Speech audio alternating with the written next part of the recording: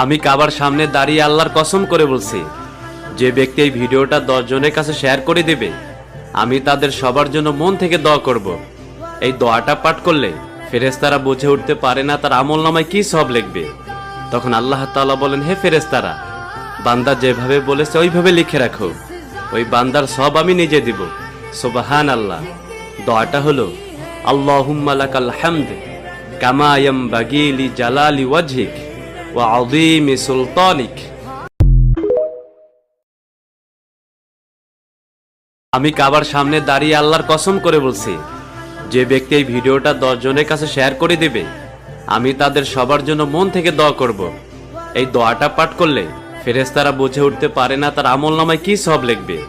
তখন আল্লাহ তাআলা বলেন, হে ফেরেশতারা, বান্দা যেভাবে বলেছে ওইভাবে লিখে রাখো, ওই বান্দার সব আমি নিজে দিব। সুবহানাল্লাহ। দোয়াটা হলো, আল্লাহুম্মা লাকাল হামদ কামা ইয়ামবাগি লি জালালি ওয়াজহিক ওয়া আযীমি সুলতানিক।